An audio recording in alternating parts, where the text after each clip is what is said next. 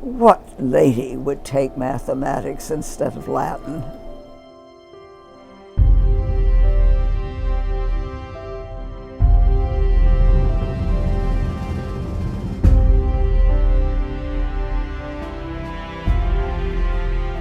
Nancy Roman has lived an extraordinary life. A talented astronomer, NASA's first chief of astronomy, and a lifelong champion of women in science. She even became the mother of the Hubble Space Telescope. Nancy Grace Roman was born in 1925 in Nashville, Tennessee, the only daughter of a music teacher and a geophysicist. Though her father was a physicist, it was Roman's mother who awakened her interest in astronomy. I've been interested in it as long as I can remember. I blamed my mother because she used to take me out and show me the constellations and show me the northern lights and things like that. This early appreciation of the night sky sparked a lifelong passion. By the age of 11, Nancy Roman had already formed an astronomy club and began to study astronomy on her own. I think I've always been curious, and I just wanted to satisfy my curiosity. Astronomy in particular was a subject I wanted to learn more about. Nancy followed her dream and became a professional astronomer, working in the new discipline of radio astronomy. And in 1961, she became the first chief of astronomy in the Office of Space Science at NASA, the first woman to hold an executive position in the agency. At NASA, Nancy Roman was instrumental in developing the first space observatories and in paving the way for the most famous orbital observatory of all, the Hubble Space Telescope. Other scientists had proposed the large space telescope, but it was Nancy who made it happen. She brought together astronomers, NASA engineers, and the cutting-edge technology.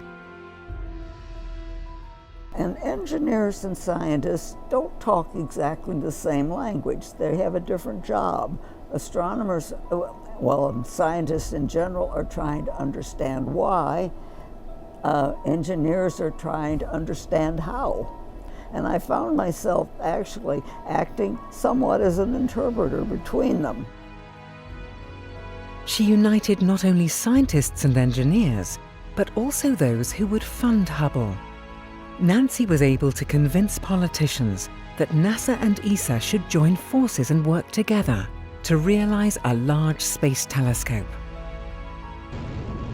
All of Nancy Roman's hard work paid off in 1990, when the NASA-ESA Hubble Space Telescope took to the skies and began to unveil the universe in greater detail than ever before.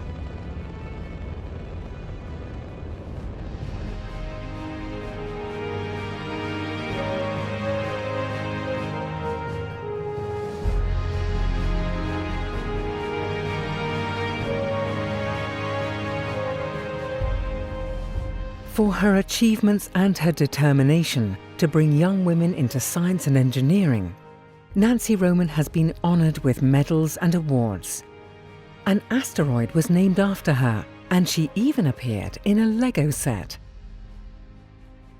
But Nancy Roman's greatest legacy may be Hubble itself. Even after 28 years, this telescope continues to give us a unique view of our beautiful universe.